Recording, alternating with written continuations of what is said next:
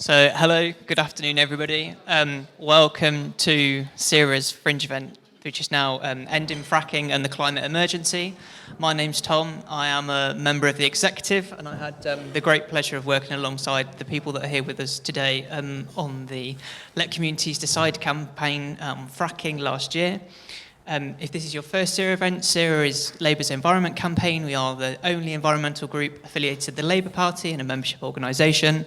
We have a fantastic magazine called New Ground, which I would encourage you all to pick up. And there's an amazing set of events which have been organised by the SERA staff over the next couple of days. Today's event is in partnership with the fantastic Frack Free United. Frack Free United are a network of residents, communities and campaign groups who are coming together to stop fracking. The panel today, we've got Barry Gardiner, who's the Shadow Secretary of State for International Trade and Shadow Minister for International Climate Change. We've got Andy Gheorghiu, who is the Campaign and Policy Advisor for the Food and Water Watch Europe. We've got Katie de Kauwe, the lawyer for Friends of the Earth, and Daniel Carey-Dawes, the Head of Rural Economy Communities for CPRE, the Countryside Charity. So if you'd like to tweet along with today's events, the hashtag is #BanFracking, and there's also hashtag SERALab19. And then you can find our panelists at Barry Gardiner, at Gheorghiu Andy, at Friends_Earth, at Dan Carey-Dawes, at SERA UK. A lot has happened in fracking over the last couple of years, but particularly in the last 30 days, we've had the suspension of operations at Preston New Road following the massive seismic event. Internationally, we've had the letter a couple of days ago from 450 activist groups and celebrities calling on the UN to endorse a global end to fracking, which Andy on the panel has been involved with. Labour's position on fracking, I think we all know, is very clear. We'd like to ban it. Labour Wales already has a de facto ban. Andy Burnham and Sadiq Khan have both introduced presumptions against extraction too. Sadly, the same can't be said for the Tories. They've given every single possible policy assist to fracking over the last decade, whilst simultaneously rolling back all support for renewables. Happily, their policy was found unlawful by the High Court, their planning policy earlier this year, which was a nice thing to happen. But it just goes to point that there is a huge chasm in terms of the title of our event on climate change between the government's actions and what they're actually doing, between their words and their deeds, not just on climate, but also on devolution.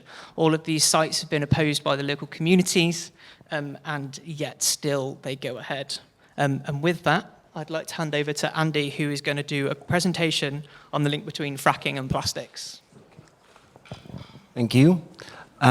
First of all, thanks Emil for inviting me and also for giving me the opportunity to speak about the hottest shit, so to say, concerning fracking on the markets, and it's the fracking for plastics link, and the relationship between fracking, plastics and climate change, which is something that happens right now as a major development, but is completely under the radar. So it's not part of the climate change debate, and my work for the last year involved making people aware of this fact, but also teaming up with other movements, because in this fight we need a lot of movements coming together.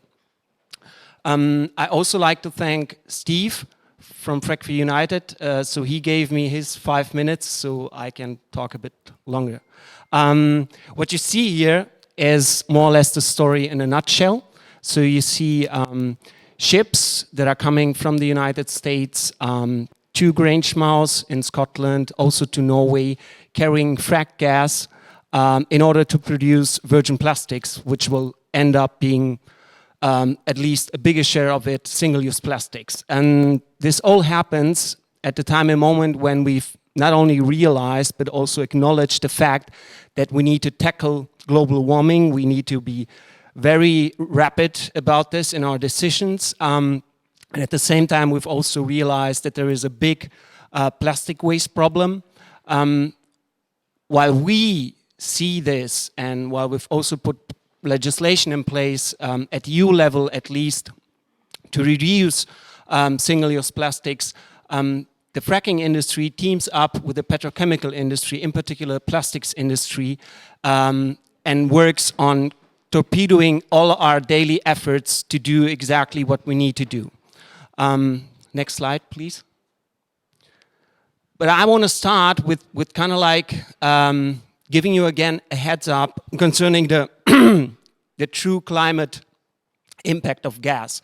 Because for a long, long time, gas has been and still is being touted as a bridge towards a post-fossil future.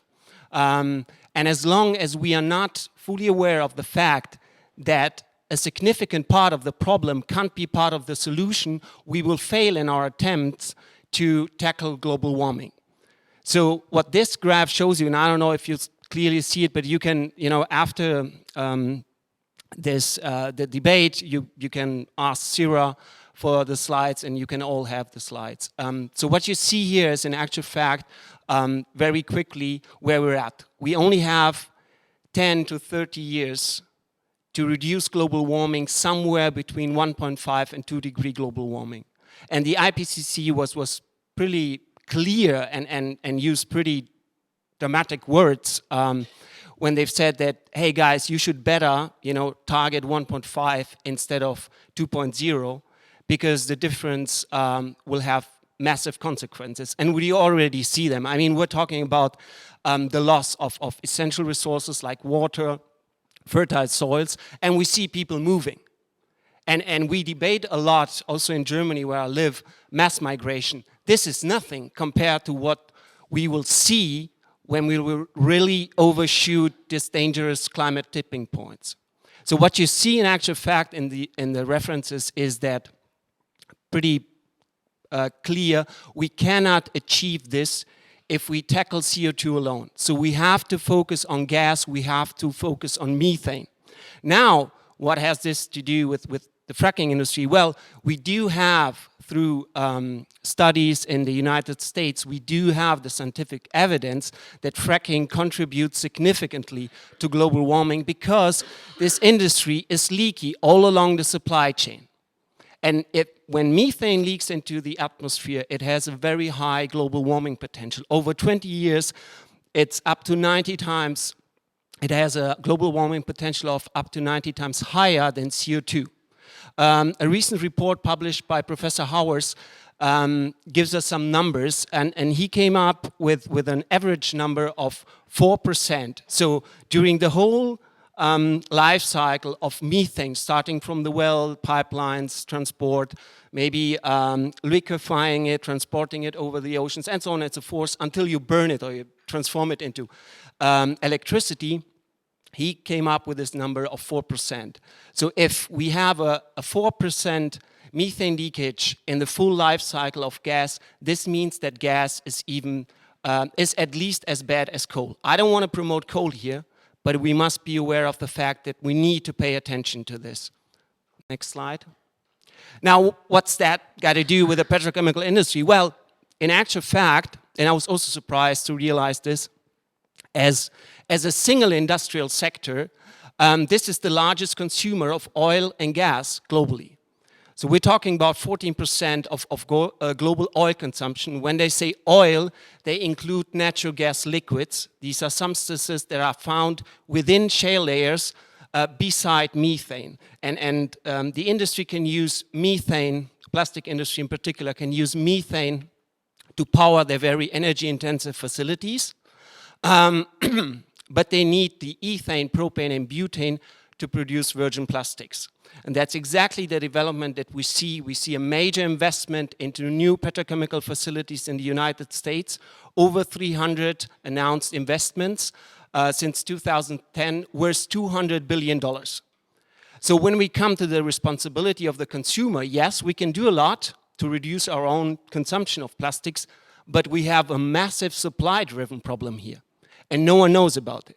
So as long as we don't tackle the source, we will still have the plastic waste problem.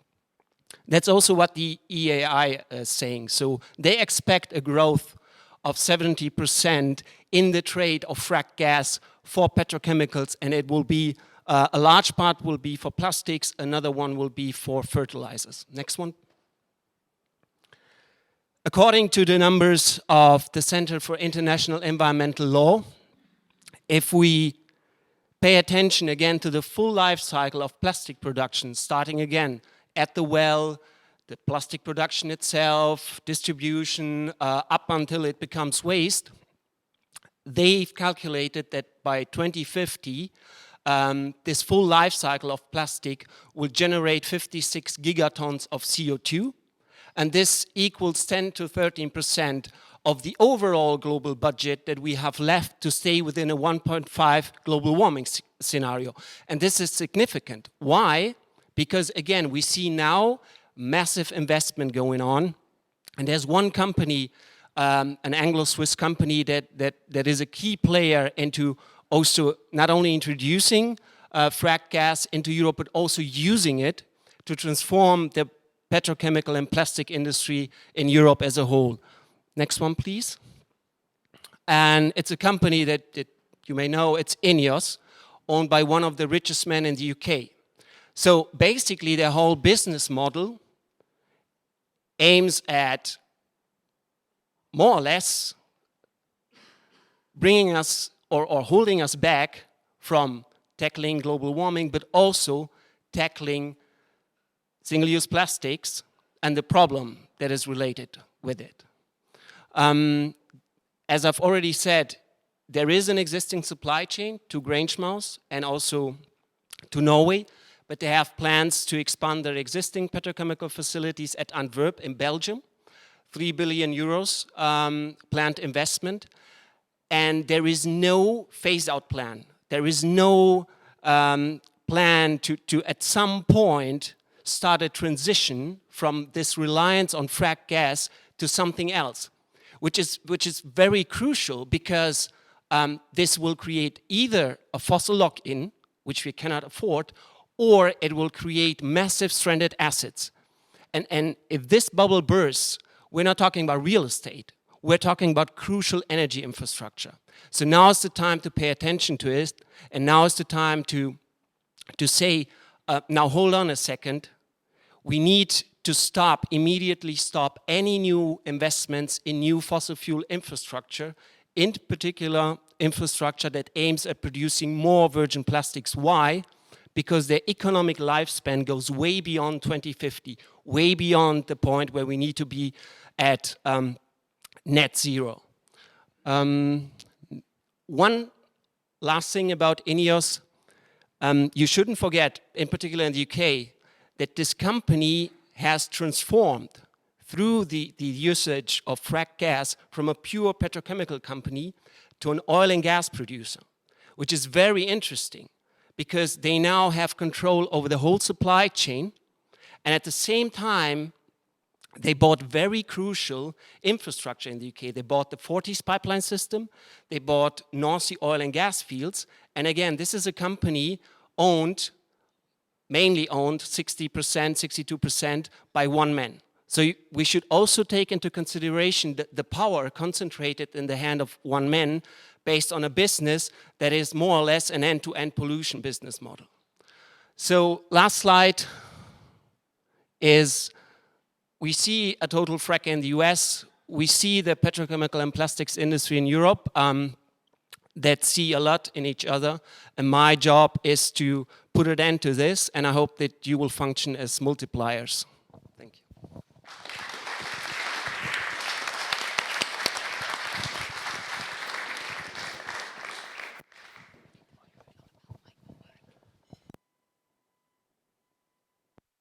So next up is Katie from Friends of the Earth. Good evening, everyone.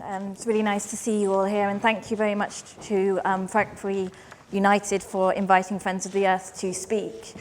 I first of all want to touch on why Friends of the Earth has been involved in protecting the right to protest, and why do we care about protest in the context of fracking operations. We care about protest because it is an absolutely fundamental democratic right in any society, and because protest has been a means of articulating and advocating for positive change in society through the centuries, long before that change was ever adopted by the political mainstream. So if you look back, think of things like rights for women, think of the anti-apartheid movement, think of the abolition of slavery, and protest contributed to all of those things. So In the context of a global emergency on climate change, it is extremely concerning that peaceful environmental protest is under threat across the world. You can see this in Colombia with the murder of environmental defenders, but you can see it in this country as well. So, for example, Extinction Rebellion have recently been labelled as domestic extremists by the Policy Exchange Group. You see it also in the state's draconian sentencing of peaceful environmental protesters. So, for example, the Frack-free 3 were initially given jail sentences for peaceful protest. Now, Liberty and Friends of the Earth intervened in that sentencing appeal, and the Court of Appeal quashed those sentences because they were manifestly excessive. But the initial response from the state was draconian. So, I now want to touch on how fracking companies have been depressing democratic activities in this country. So we all know that fracking is not popular in this country. In fact, a recent survey undertaken by the government found that just 15% of the public are in favour of it. And yet this government has been pursuing an aggressive pro-fracking agenda. And in the face of opposition from local people, the fracking industry has been calling for seismic regulations intended to safeguard communities to be relaxed. They've also been asking for exploratory drilling to be downgraded to permitted development. And local democracy has been entirely bypassed. So Lancashire County Council, for example, you're probably all familiar with this, rejected Quadrilla's application to frack at Preston New Road, but the Secretary of State saw fit to overturn that decision. So the Westminster government forced fracking on the people of Lancashire. Now, in that context, it comes as no surprise that protest activity is generated, and the response of the fracking industry has been completely disproportionate. They have taken to the civil courts to deal with what are essentially matters of public order, and they have done this by taking out wide-ranging, persons unknown, anti-protest injunctions. And what we view these as is a punitive privatization of public order matters. And I say that because the penalties, if you breach one of these injunctions, is potentially more severe than is available to the state itself under criminal law proceedings for the equivalent criminal offence. In addition, the same safeguards that are in place under the criminal law, such as, for example, the public interest test, are not there with these civil proceedings. Moreover, these injunctions are drafted in broad and ambiguous terms, which has meant that it's very difficult to work out what conduct is actually prohibited and what isn't. So the overall effect is a chilling effect on the exercise of the fundamental democratic right to protest, whether that protest is lawful or not. And these injunctions have been a mechanism to allow companies to effectively buy justice, because there is a serious inequality of arms in terms of the financial resources of one of these multinational corporations as against the resources of local people to resist these injunctions. And moreover, to challenge one of these injunctions risks potentially very severe financial consequences if you lose, because there is no cost protection available. It's also important to recognise that women's rights are being disproportionately affected by these injunctions, because the anti-fracking movement is a movement which has been predominantly led by women, as you would see in this country if you went to Preston New Road. So the third thing I want to talk to you about is an overview of some of the legal challenges that Friends of the Earth has been involved in. We've been involved in resisting all of these injunctions, and there are 5 in place currently across the country in various ways. But specifically, we intervened in support of the appeal brought by Joe Corey and Joe Boyd to challenge INEOS's injunction in the Court of Appeal. And that appeal was a fantastic victory for civil liberties. INEOS left court with its injunction in tatters. Entire sections were entirely taken out. Now, we have since then sought to enforce that ruling against Quadrilla's very similarly worded injunction. And very disappointingly, we were prevented from doing so because we were priced out of court. Quadrilla were threatening us with £85,000 worth of costs if we lost. And despite the fact that we were trying to enter these proceedings as a public interest litigant and standing up for the human rights of others, the judge refused to grant us any cost protection whatsoever because these were private litigation proceedings. So, as it is, 3 peaceful environmental protesters have received suspended jail sentences for breaching that injunction, And the injunction remains in place, and that is of grave concern given the increased protest activity which has been generated at Preston New Road following that record-breaking quake that Quadrilla managed to generate a few weeks ago. So in terms of what Friends of the Earth is calling for, we've been advocating for years for an absolute ban on fracking. We see it as completely incompatible with any serious efforts to tackle climate change. And secondly, we also need to ensure that it is possible for citizens to defend the right to protest in court.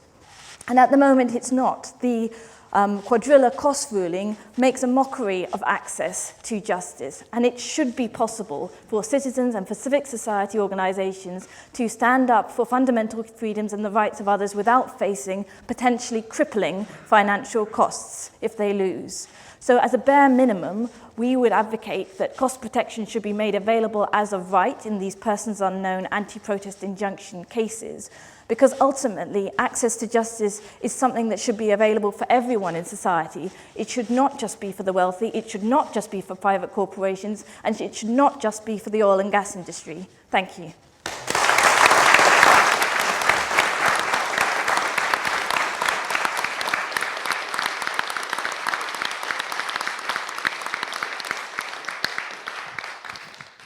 Thank you very much, Katie. Next, I'd like to hand over to Daniel Carey-Dawes, who's going to talk to us a bit about CPRE's work on fracking. Great, thank you.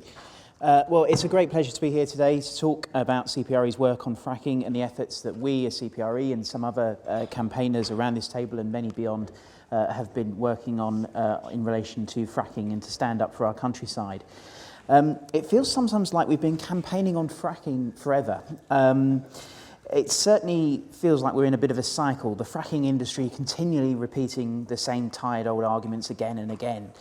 Now, you can say many things about the fracking industry, but I think one thing that you certainly can't deny is that they are persistent. Well, as countryside campaigners at CPRE, we're also known for our persistence. Working with 38 Degrees and many colleagues around this table, we organised a petition against plans to fast-track fracking through the planning system, a decision that would have locked local communities out of decision-making through the planning process.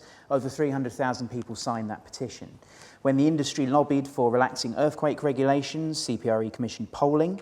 We found that less than a quarter of people supported weakening earthquake regulations. Twice as many supported the regulations as they stand. And crucially, only 13% of the respondents felt that the government was listening to them on the issue of fracking. Now, at the heart of this debate on fracking are two core issues. Firstly, communities' right to decide, and secondly, the climate emergency. Now, it's these two issues coming together that have united communities across party lines. As way of example, this time last year, I was speaking at the Conservative Party conference where a number of their backbenchers have been vocal in opposing fracking. Whatever the party affiliation, whether you live in Surrey, Lancashire or Yorkshire, communities have been coming together to fight against the industrialisation of the countryside. And it's only right that communities that are being asked to host fracking pads with all the noise, dust and disruption and loss of tranquility that will lead to should be given a say on whether fracking goes ahead or not. It's now 16 months since the government announced that it would railroad fracking through the planning system. A public consultation came and went. There were two fiery Westminster Hall debates with a number of backbench Tory MPs joining the rebellion. But still, to this day, the government has left communities in limbo with no final decision on whether the fast-track proposals should actually go ahead or not. In that 16 months, our collective awareness of the climate emergency has been transformed by the latest available data from the IPCC and the CCC, the Intergovernmental Panel on Climate Change, and our own Committee on Climate Change. It was always a stretch of the imagination to think that somehow fracking could be compatible with tackling climate change. But now I think it's inconceivable how fracking could ever possibly replace domestic gas in the way that the fracking industry claims. The reality, as we all know, is that we need to be coming off gas, not finding new sources of it. So, what comes next? Well, the fracking industry has been on the back foot now for some months. They've failed to articulate how it's compatible with tackling the climate emergency. Every time they frack, they cause earthquakes, which seem to get just progressively bigger. Even Natasha Engel, former Labour MP turned shale gas commissioner, resigned her post as it became obvious it was a lost cause. So with one final heave, it should be possible to put this issue to bed. So let's make 2020 the year that that happens.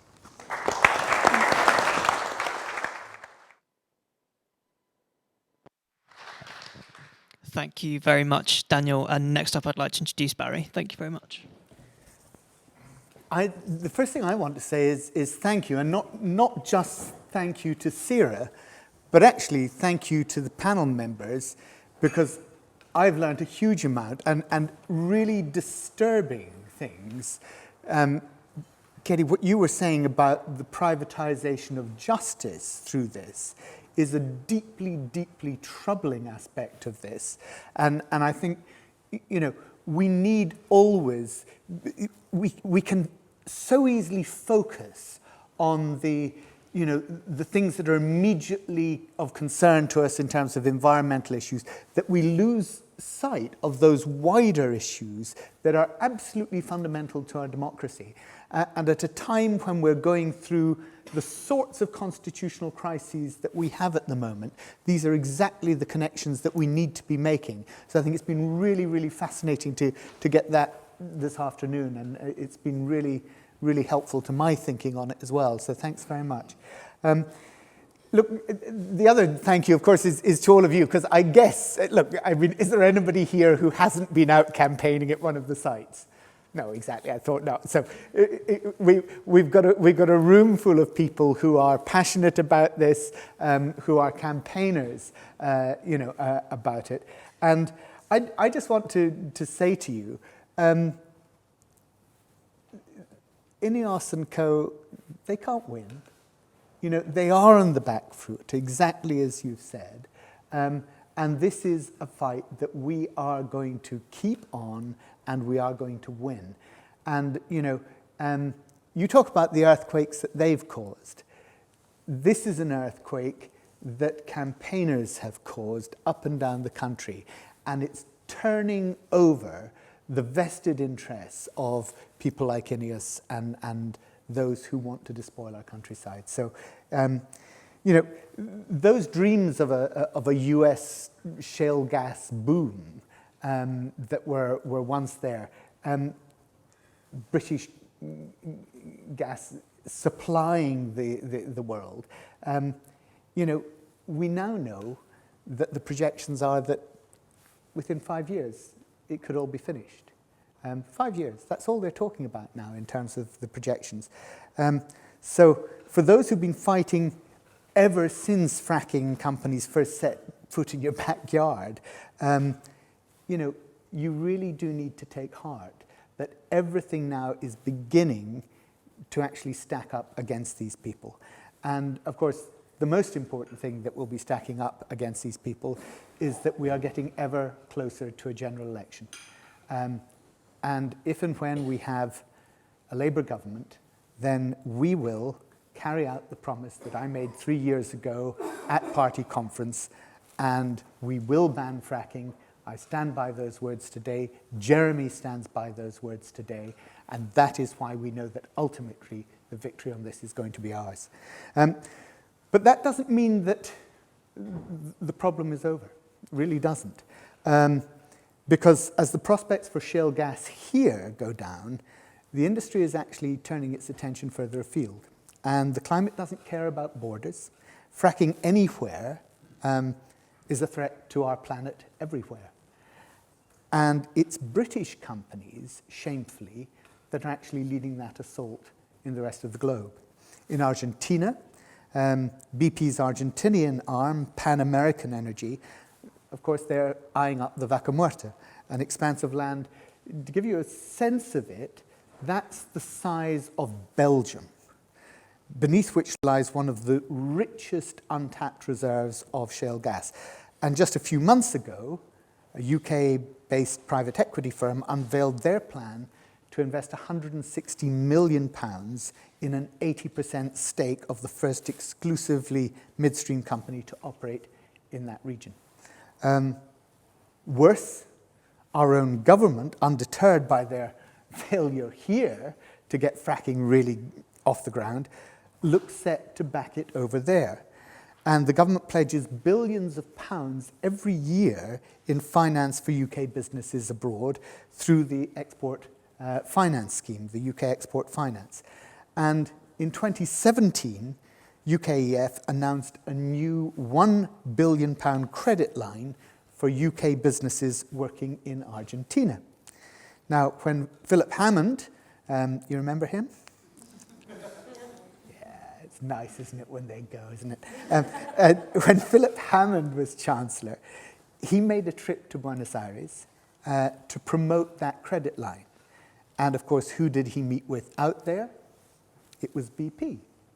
So the Tories have actually gone as far as to use foreign aid, money that is supposed to help the developing world tackle climate change, to sell fracking abroad. I mean, just think how sick that really is. Last year, £2 million from the government's Prosperity Fund for overseas economic development was used to expand the oil and gas sectors in nations including Brazil, Mexico, and India. And this included 2 schemes aiming to, quote, export the UK's expertise in shale gas regulation to China, estimated to have the largest shale gas reserves in the world. So what we do abroad matters more than ever. And as you know, the UK next year will be hosting COP26 in Glasgow. That's the UN climate conference. And that will be the most important climate conference since Paris. It's a make-or-break moment when the world has to ratchet up its commitments to raise to ever greater degree the ambition, those NDCs that were promised, towards limiting global warming to the 1.5 degree threshold. At a time when the likes of the US, Brazil, Russia, and Saudi Arabia are forming a new axis of climate denial on the world stage, our own government's dash for shale gas plays right into their hands, and it puts us at odds with a world that's running away from the stranded assets inherent in the fracking infrastructure. So even now in the USA, which of course is the home of fracking, several members of the Democratic presidential candidates, including Bernie Sanders, Kamala Harris, Elizabeth Warren, are proposing to follow our lead here in the UK, in the Labour Party, and ban fracking altogether. That would be monumental. And of course, you know when that American election is going to be announced. It's going to be right in the middle of COP26 when we're here in Glasgow at the end of next year. So if this government's to have any authority at that COP, it has to end fracking. Otherwise, quite honestly, any sort of leadership role that it wants to play, any sense of moral authority, it's just gone. How can you be asking the world to increase its efforts when you're actually pumping out more and more and more support for fracking? So, of course, as I say, if Labour comes to power, we will be calling on countries around the world to do the same as we are doing. We aren't alone. Ireland, France, the Netherlands, Germany, Denmark, Italy, Sweden, many have already banned or introduced moratoria on fracking, but now the campaign against fracking really does have to go globally. The science of climate change, of course, absolutely clear. A report by Oil Change International sets out the maths very simply. Further development of untapped gas reserves, including new shale wells, is inconsistent with the climate goals in the Paris Agreement. Even if global coal use were phased out overnight, already developed reserves of oil and gas would push the world above the 1.5 degrees of warming. There is simply no room for fracking. And that begins here in the UK. It begins with your campaigns, the campaigns that you've supported locally at Preston New Road and down in Kent and all over the country. What all of you are fighting for is far more than just, a right to not have the price of your home reduced or to have, better, cleaner air in your own local environment. It is a total fight. It's a fight for the future of our species' survival on this planet. And that's why we're at the forefront of it. That's why you are at the forefront of it. And my God, we've got to win, and we will.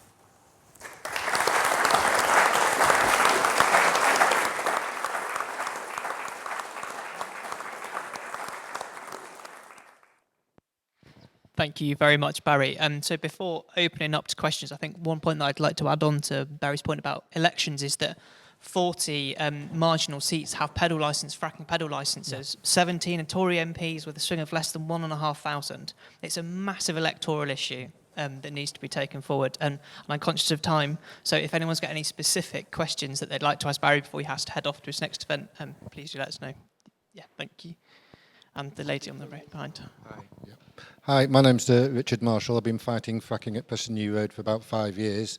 I'm the fracking liaison officer for filed CLP. My question basically is about the Environment Agency. It's they're not fit for purpose. They're undermanned, they're underfunded, and they're under the oil and gas industry's thumb. The regulations that we were promised, the gold standard regulations, haven't come through. I know that Labour will ban fracking, and we're over the moon about that, obviously, but we need help now. We need pressure on this Environment Agency. We need pressure on this government still, and the local Lancashire County Council. We need pressure from people, everybody here, tweeting, emailing, Facebooking, sharing, campaigning, whatever, to stop Quadrilla getting the next permission for the next 2 wells, which they're could potentially be next week or the week after. You have to object to that, and you have to stop them. Otherwise, if they get in any further, not only our community, but everybody who's under threat from fracking is going to still, have this monstrosity put upon them. Thank you.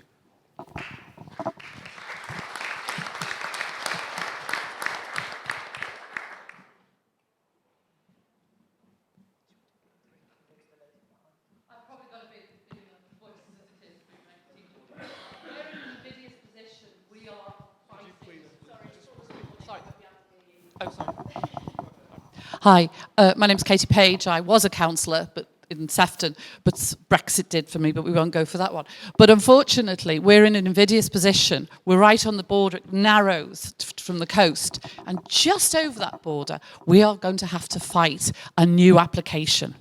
We're trying to gather objections even as we speak for the end of this month, and they're going to want to fight, and it's grade 1 listed farming land right by, call it a village, but when you've got 25,000, it's quite a large village, but it's a site of special scientific interest, and our red squirrels, don't forget them. But we are fighting for our lives on that score as well. So any help?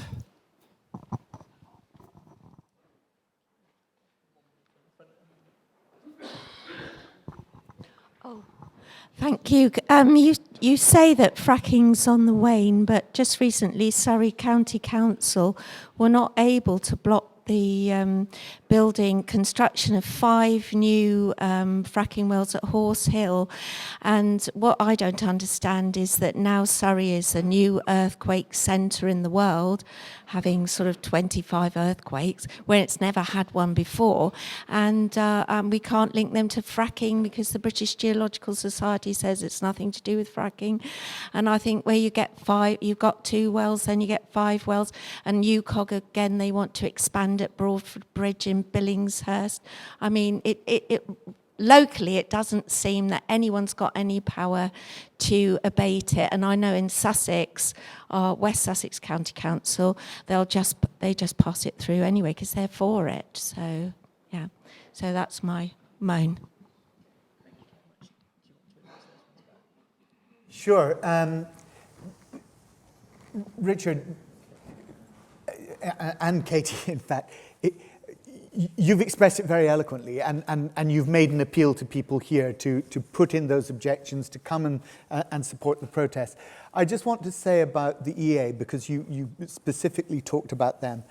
And what we've seen under this government is so appalling in the way that not just the EA, but if you look at Natural England as well, the way in which they have absolutely drained resource out of those organisations, so that they are no longer capable of performing the functions that they are supposed to have been set in law by statute. I mean, I was actually in DEFRA at the time that we set up Natural England, and we paired it then to what we thought was the bone in terms of money, because money was tight even then. That was 2006, 2007, right?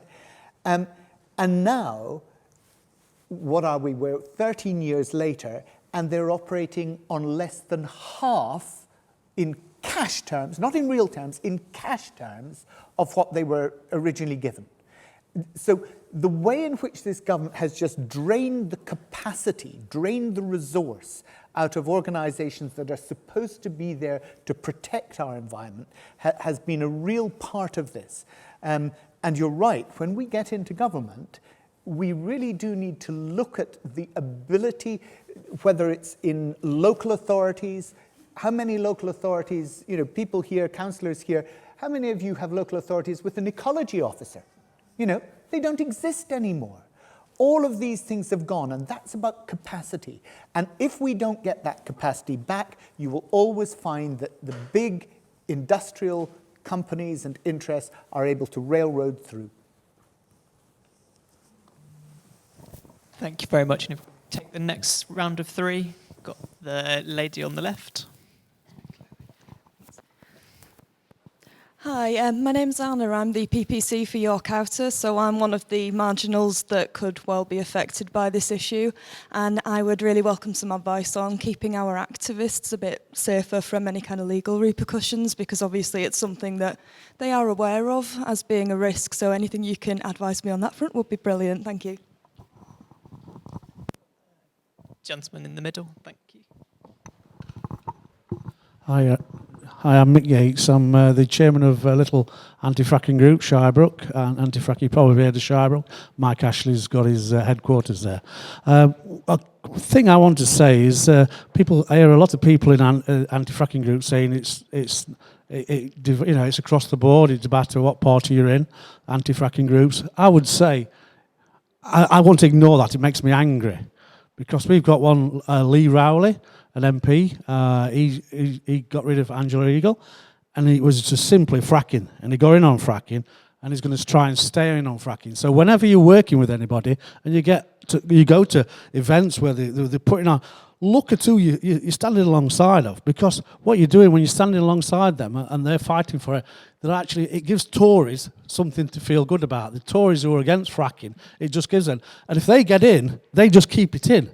It's party political. We've got to get rid of them. I don't care what party they're in, whether they are singing and dancing about anti-fracking. It doesn't matter. When they're part of the problem, no matter what they say, we need to get rid of them. And I mean that to everybody in this room and across the table. Be careful who you stand next to. Thank you. I've got one more question. Should go for the gentleman by the door. Thank you. China has securitized its energy requirements, which means it will fight to the death to make sure it's got enough energy. Supply will outstrip demand around 2035. So how are you going to stop China fracking?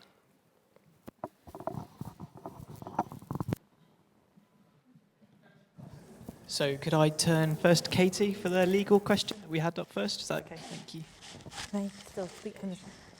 Hello, thanks very much for that question.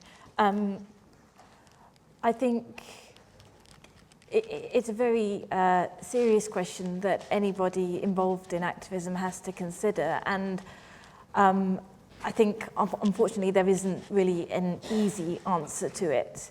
If you're working in an area where there is, where you know that there's an injunction in place, then obviously try and get hold of it and read carefully what it says. As I've said, sometimes the terms are very ambiguous, so that will only take you so far. I would also suggest that, I'm not a criminal defence solicitor, so I need to, say that now anyway. But I would also suggest that there are specialist firms that you could contact. So, for example, we often refer people to an organisation called Green and Black, who do a lot of environmental protest sort of cases. Also, just things like, law centres and citizens' advice bureaus should be able to provide some basic advice. But I think definitely rather than it's much better to try and seek advice before rather than after you organise a protest. Very much. Then turning to the next one on Lee Rowley and Conservatives. Daniel, please, thanks. Yeah. I think I understand where you're coming from completely. I mean, obviously, CPRE, we're non-political. We're not associated with any one particular political party, so we're coming at it from that sort of neutral point of view. I think the one point I would make is that what we found is that working in coalition with lots and lots of different organisations from across the spectrum has actually demonstrated results in a way that sometimes coming at it from just one angle doesn't always succeed. So, understand what you're saying, but I think if you look at, for example, some of you talked obviously Marsh Lane, and there's other locations as well. It's something that I think even that people outside of politics can understand. It's not, you don't have to be on top of all the detail, or because it's a complicated thing, fracking. It's just something that anyone can pick up and understand as an issue and campaign and be involved in. And I think that is what made the campaign successful in my view. And I think another interesting part about that seat is that I think there's more people that objected to Marsh Lane than the current majority, which brings back the point about elections again and how critical it's going to be. So turning to the last one on China, Well, I think... if I can just pick up on Jonathan's point about be careful who you stand next to, Daniel, no offence, right? I think you're absolutely right, because, we have to make it clear to people that, yes, you may get the odd Tory who will come and stand on the campaign front with you, but actually their government is the government that has put in 70% capital allowances for the fracking industry. When George Osborne introduced it, he said these were the most generous allowances anywhere in the world, and he boasted about it. So there's no point in saying, oh, right, I'm coming alongside you to campaign on a local issue. It's not just a local issue. And that, of course, leads me to the question that the gentleman asked about China. And you say, how are you going to make China stop fracking? I'm not going to make China stop fracking. And actually, that was exactly, I think, the lesson that we learned through the process of the UNFCCC between Copenhagen in, 2009 and Paris in 2015. Because in Copenhagen, what happened was, the world got together and said, now, you need to do this, and you need to do that, and you need to do that. And the world said, I can't say that on camera, can I? If this is being live streamed, there may be children watching. The world just turned around and said, no, we're not going to conclude a deal on that basis. And what Paris did was it turned that on its head, and it said, what are you going to do to resolve the problems that you and your people have as a result of global warming and the fossil fuel industry? And then, when it did that, it then got a response in what was called the NDCs, the non-nationally determined... yeah, exactly. Yeah. And we then saw a change in the ability of the world to begin to get a handle on this. Now, it's not enough, and that's why next year we need to see that ramped up, because the combination of all the NDCs at the moment would still take us way beyond, probably to, between 2.7 and 3.4. And that's why next year is so vitally important. But we've got to work with all those countries, and China is doing a phenomenal amount in all sorts of areas in terms of solar and wind, and also in the green wall that it's planting. Huge progress in the past 5-10 years from China. And what we need to do is we need to applaud the progress that's being made, but be very, very realistic about what's still left to do. And that's what the whole UNFCCC process is. That's why the COPs are so important, because it's a staging post process. And it means that the money has got to be there for countries who don't have the money to be able to do it themselves. And we in the developed world have got to understand that. The 100 billion a year that is supposed to be in place by next year, right, in order to tackle that in the Green Climate Fund, has to be there.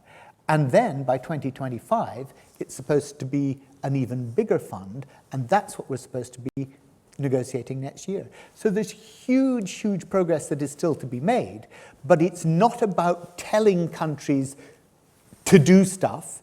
It's about jointly owning the problem. And the biggest impact in getting China behind this, of course, was when they had all the red sand, the dust storms, the pollution that was actually choking its own people, you know, really affecting the health of millions upon millions of Chinese citizens, that they eventually said, we're not doing this for Bangladesh, we're not doing this for Brazil, we're doing it for ourselves. And actually, we have to have that understanding that each country has to own the problem and do it not just for ourselves, but actually for the global community and future generations.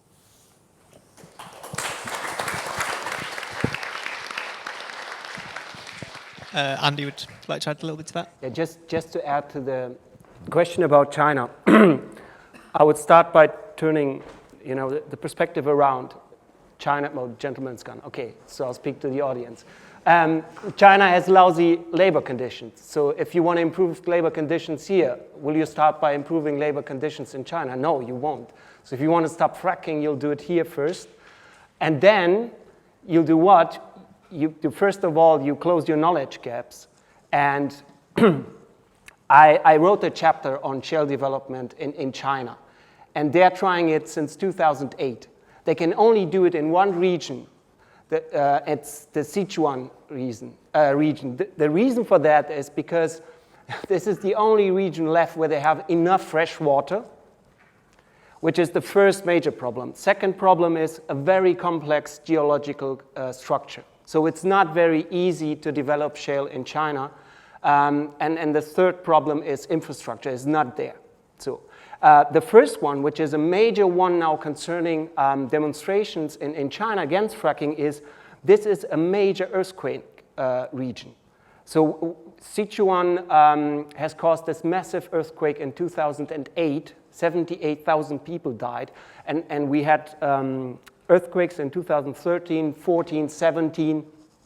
And we had mass demonstrations in February in China against fracking companies because, I mean, I don't want to play down what Gheorghiu did, but this is real nasty shit what happens in China. So I won't bet on any shale development in China, to be honest. That's one thing. The other thing is, guess who's now importing shale gas into China to produce plastics? It's INEOS. So if you want to stop anything related to fracking and plastics in China, focus on a British company that serves as a provider. So there's a lot that you can do about China. Thank you very much. We'll take the next set of three if anybody's got a question. In which case, I think I might play devil's advocate just for a second. And the fracking companies, whenever they're out, always make the argument that it's necessary for energy security. And I wondered whether anybody might like to tackle that. So energy security is one of these arguments that just keeps coming up again and again. I actually did an interview on Talk Radio with Julia Hartley-Brewer back in February where I was asked continuously about energy security, and it was actually quite amusing because she thought she had me on the run. She was talking about energy security, and she was saying that obviously Putin was this great threat and very, very concerned about Russia turning off the taps and what impact this would have, and therefore don't we need a new form of domestic shale gas? And the answer that really kills this completely is that less than 1% of the UK's gas comes from Russia. Less than 1%. The majority of our gas that we get through pipeline, through the North Sea, actually comes from the Norwegian part of the North Sea. Now, it's becoming a bit of a stale joke now, I've said this so many times, but I think Norway is one of the most stable countries in the world. We've got nothing to worry about with Norway. The idea that this is an issue in terms of energy security really just doesn't stack up. I think, the fracking industry has, to a certain extent, played on people's understandable anxiety about energy security as an issue generally. But we're not in the same position, for example, as Ukraine. There's the potential for somebody to turn the taps off the other side of the border isn't here in the UK. So it comes round and round again as an argument, but it's been completely debunked. At this point, we've got to say bye to Barry. So, a round of applause. Thank you very much for joining us.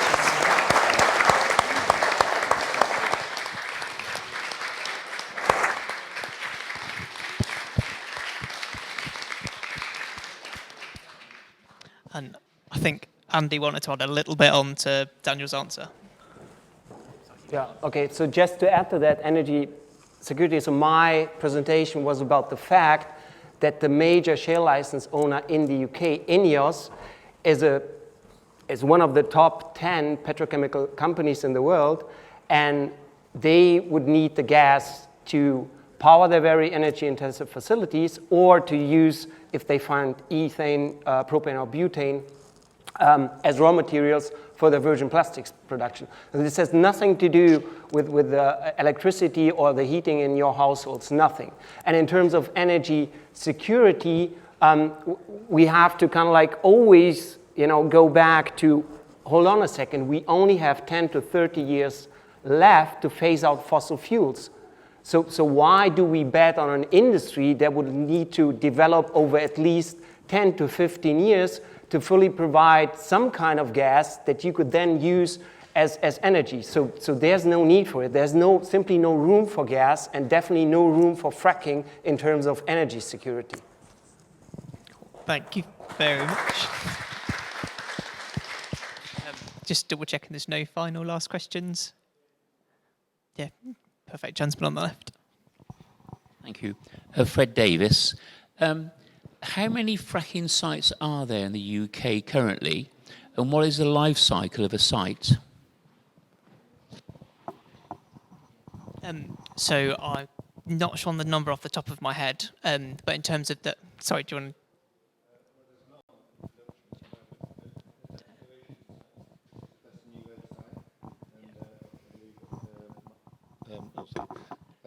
Marsh Lane, I think they're starting exploring there. The Horse Hill is oil, not gas. But what they will need in our area alone, in the Fylde Coast, which is a tourist area, they would need at least 400 wells to be a viable industry, and over 1,000 throughout Lancashire to be a viable industry, with all the associated HTVs and pollution that goes with that. And, that's why we've got to stop them before they get any further, basically. I think to add on to that, I was just going to quote one of the Friends of the Earth figures, which is that more than 6,000 shale gas wells would be needed to replace half the UK imports over a 15-year period, meaning a new well fracked daily between 2021 and 2035. In terms of the area that requires, it's 3,560 hectares, which is about 4,900 football pitches, I'd guess, based on the figures. So that's a sort of rough gist of where we would need to get to in terms to take the government's progress forward. So there's a licence period. So, for example, on Preston New Road at the minute, Gheorghiu will be asking for an extension. I think they've now put that request in, or are on the way to putting that request in, which is to go forward for another... starts depleting in production levels, I think. So again, they've drilled 2 wells and they've cocked up 2 wells at the moment, and they're looking to try and drill 2 more.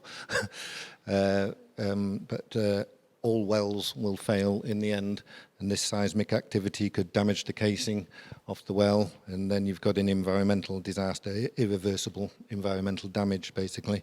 So as the amount of pads and wells increase, so does the risk to the environment, obviously. So, do you want to go for another question? So we've got the lady in the middle. Thank you.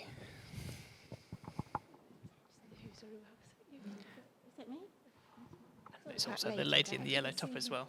We'll go for both. Hello. This is not so much a question, but more of a sort of observation. There's just various meetings that I've been to over the last couple of days. Yesterday I went to a seminar on women against domestic violence, and there was a lawyer. This is a sort of just kind of how I'm thinking. Is a pattern seems to be emerging with all of the seminars that I've been going to, and it seems to be that whether it's climate change or social breakdown, or rises in domestic violence and abuse, all of those things, it all seems to be down to austerity. And what Barry was saying about DEFRA being cut to the point where it's nearly non-existent, issues to do with legal aid and legal services being cut, and it seems that one of the things when we think about austerity, we often think about people living in poverty and homelessness and that kind of thing, but actually thinking about how it's affected our institutions and the institutions that protect everything, like all of our rights and our environment, have been cut as well. And I feel like, I don't know, there just seems to be lots of dots that seem to be joining together in my mind regarding this. I don't know if that's relevant. Thank you.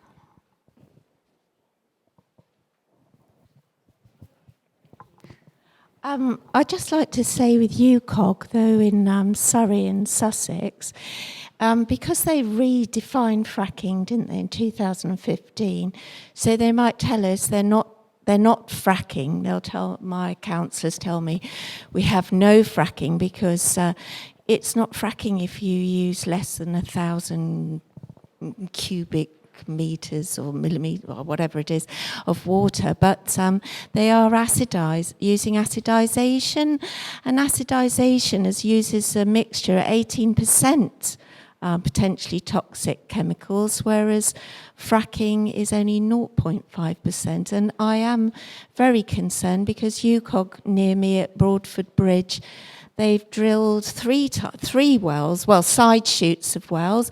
They've all failed. There's 3 aquifers that the well's going through.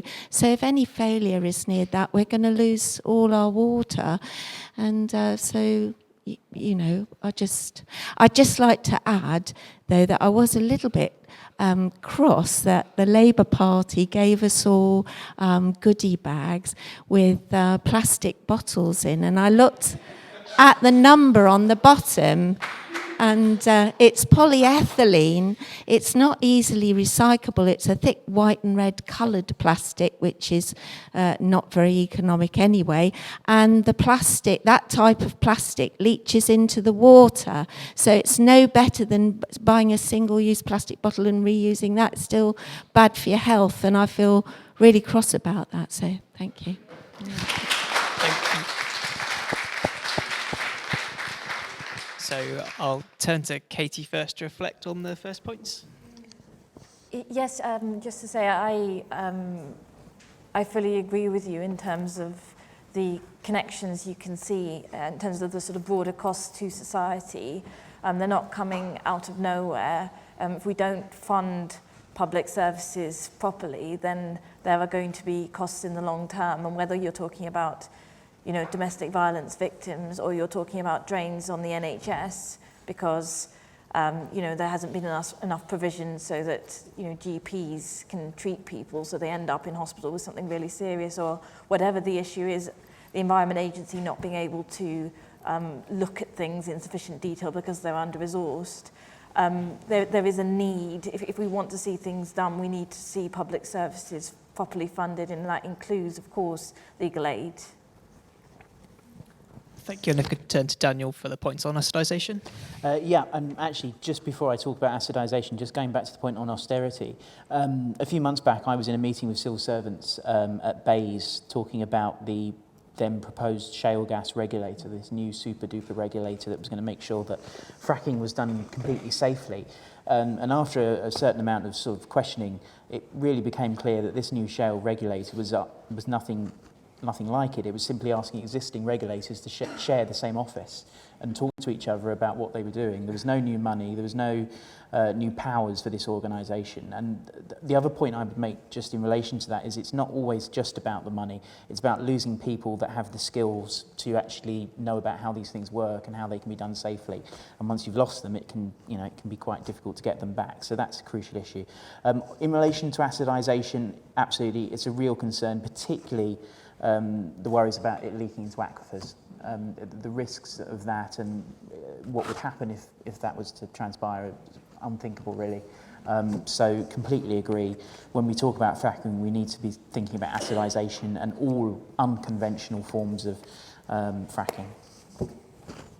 Thank you very much. So I think with that, I'll start to bring it to a close with a few last little pointers, and a few little facts that were put out by the Labour Party. So one of them was research commissioned by Labour showed that fracking would release the same amount of lifetime emissions as almost 300 million new cars, eliminating any hope for our net zero target this century, which was put forward by Jeremy to Boris, I think it was at PMQs. The other point is about where we go next from here, and I think it's that in 2011 we all thought that we might not see fracking again, and then it came back in 2018, and now once again with PNR closed down until the UKOG finished their investigation as such. I think it's not a time to be complacent. We all basically need to get out there and make the most of it now with the potential general election. It's just such a huge issue that we just can't let it go. There is a great article by Steve Mason, who's the campaign director for Frack Free United in New Ground. I'd recommend that you give it all a read. Just leaves me to say thanks to Frack Free, thanks to our great panellists, and thank you for coming. Cheers.